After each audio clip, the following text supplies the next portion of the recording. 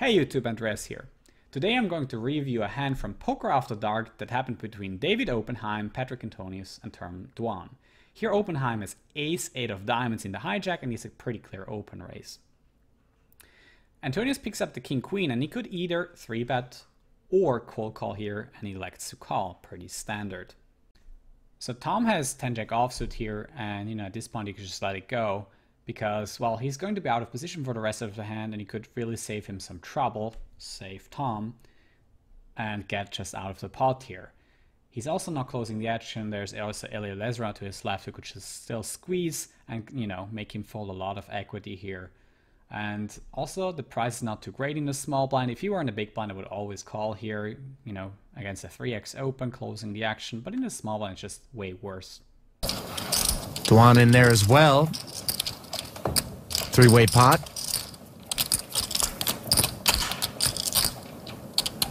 Tens for Dwan. Nut flush draw for Oppenheim and top pair for Patrick. A little something for everyone.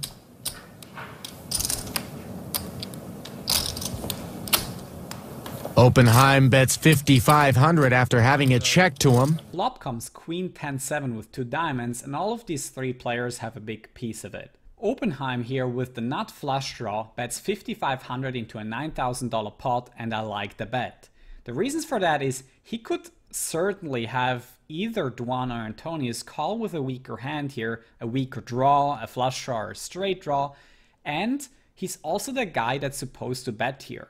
He's probably the only person that can have the top of the range on this board, since most of the time Antonius or Dwan, if they had tens or queens, they would have 3-bet before the flop. And naturally, when you're capable of having the best hands on a board texture, you should be the guy betting. The reason why people check to the raiser in these sports shouldn't be because he's the raiser, but because he can have the strongest hands on this board texture. Over to Antonius, who has a clear call with top pair. You don't want to raise these kind of hands, as you basically keep them from bluffing and you isolate yourself against a much stronger range, and king queen is not really strong enough on this board texture. Now over to Tom Dwan, who has a decision to make here. He has middle pair, he gets 1 and 5 on a call, and he has some backdoor straight draws. The problem with this hand is that only the 10 of spades is a very clean out, since all of his other improving outs that are not backdoor draws, namely the 10 of diamonds and the other 3 jacks, they are completing flushes and straights. Also the 9 and the king complete other straights, and they might encourage someone to continue betting with similar straight draws. Also he's capped here, so he doesn't have the top of his range that often, and it's going to be very tough for him to call down with hands like that. So he has to fold a lot here, being up against 2 opponents and having some serious reverse implied odds. And you'll notice that despite the fact that Oppenheim is in 3rd place right now, he's currently the favorite to win this pot 3-handed.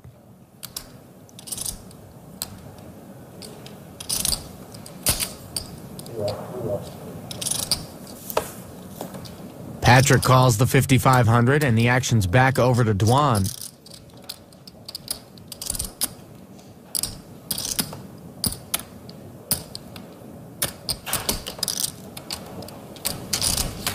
Durr wants to see the turn as well. Offsuit deuce. That's not helping anyone.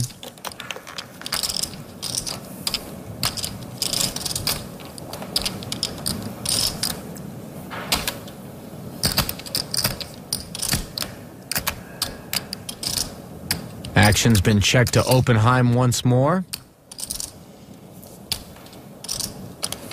Now with 2 callers behind him on the flop, he's got to think a little harder about betting. 22,000. 22,000.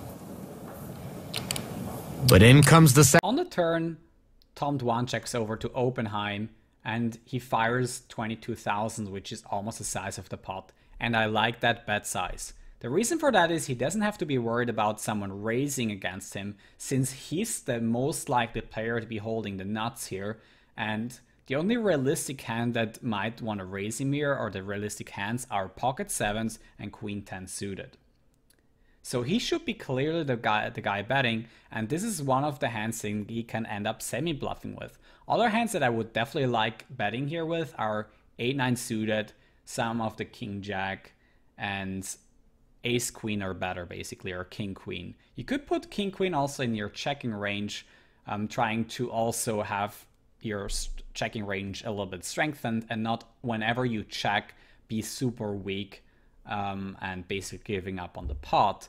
So if you have top pair, top kicker, kings, aces, any two pair or better, that's a very reasonable bet next to having all these semi bluffs like 8-9 suited, diamonds, or an open-ended straight draw in the form of king jack. Second barrel, 22,000.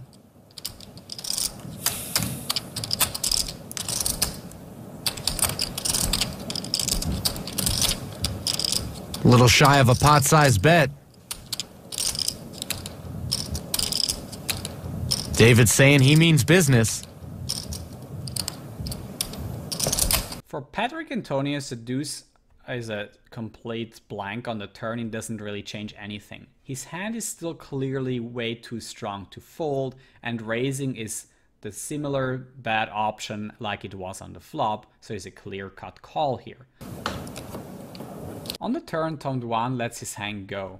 And whereas in heads-up poker, having 10 jack here on this spot would have to call a lot on turns and then possibly play rivers and have to call here or call there sometimes. In a three-way situation, it's just a very tough situation. And sometimes if you're playing in a game that you know people are betting a lot on turns and rivers, you should actually think letting some of these hands go on the flop once facing a bet and a call that has you beat already. Plus, whenever your outs are not that live, which is the case here for Tom Dwan, you don't get any additional value to the showdown value from your flop call.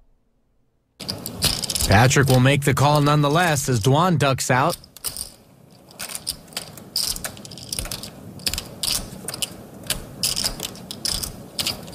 The Jack of Hearts here on the river is pretty much a chin card. It even makes the range advantage that David Oppenheim has here more significant, as on top of all the sets that Patrick Antonius cannot have, now Oppenheim also can have ace king and is clearly not in Patrick's range. And then even hands like 8-9 suited, I would technically say, because of the turn bet sizing, Oppenheim is also going to have more likely some of those, and Patrick might have actually even folded a weak non-nutted open-ender on the turn, since he was not closing the action and he was facing a pot-sized bet. Jack on the end would have given Dwan the best hand. Patrick's queen still best. Will Oppenheim 3-barrel.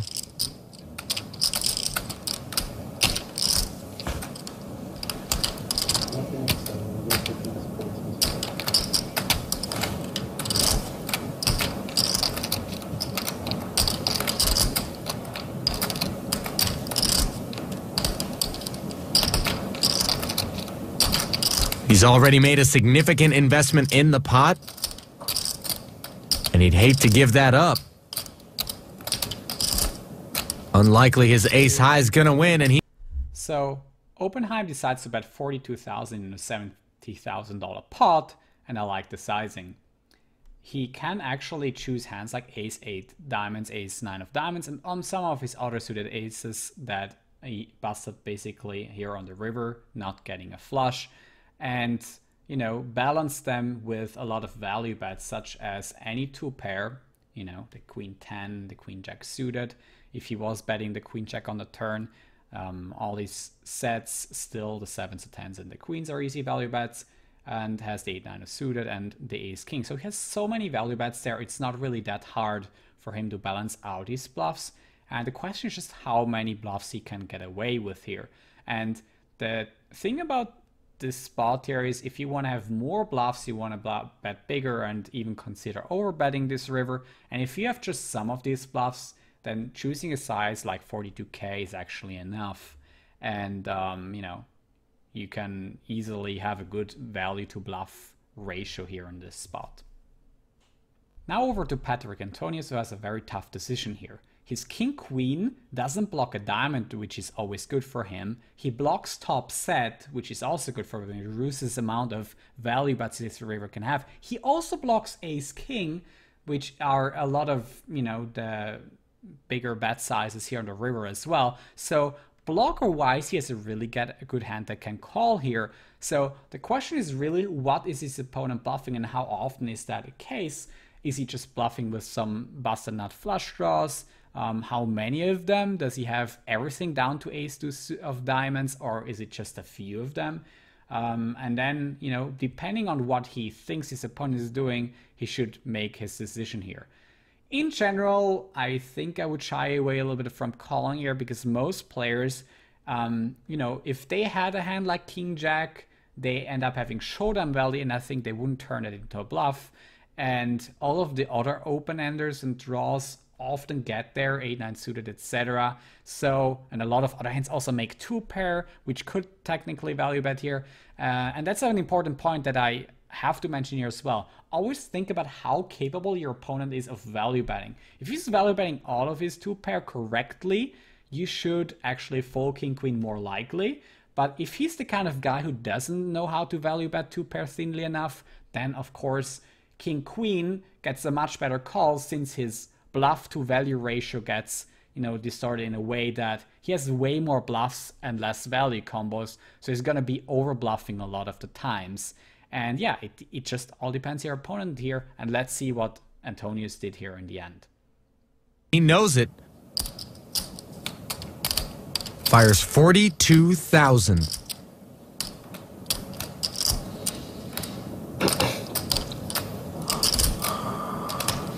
And that's not Patrick's favorite card. It completes a number of straight draws and could easily have given Opie 2-pair, like it would have Dwan.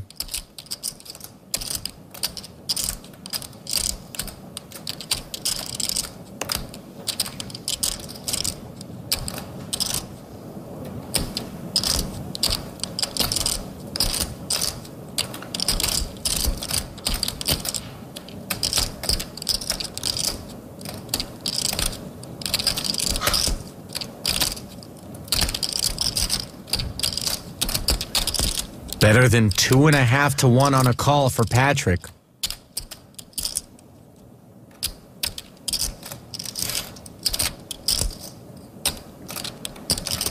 Gotta look there at what Antonius is staring at. A motionless Oppenheim who doesn't look to be giving anything away.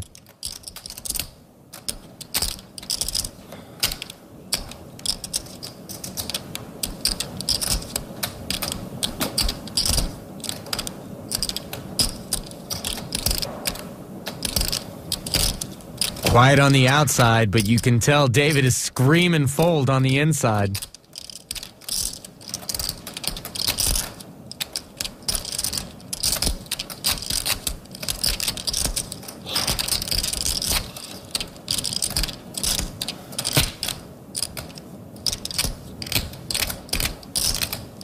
Antonius really struggling with this one, and you can't blame him.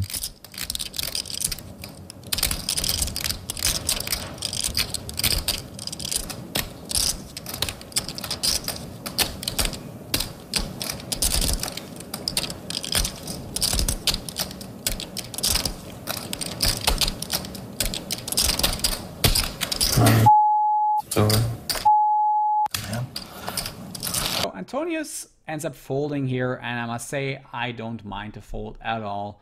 He cannot really know how many bluffs his opponent is going to have here, and since Oppenheim was not in a heads-up pot with him, his turn barrel range might not have included so many semi-bluffs than in a heads-up pot, and therefore king-queen gets less valuable of a bluff catcher.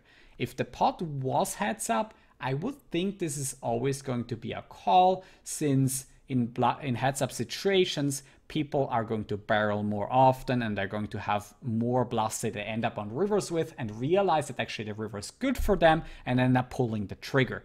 Here, I think that wasn't the case, and it's just unfortunate. Oppenheim had the ace-8 of diamonds. That's just what poker is at the end of the day. Sometimes you're going to fold the best hand. I'm going to include some peel solver stuff at the end of the video. Let me know what you think about it. Hey guys, after reviewing the hands of Poker After Dark, I just want to show you guys something in peel solver.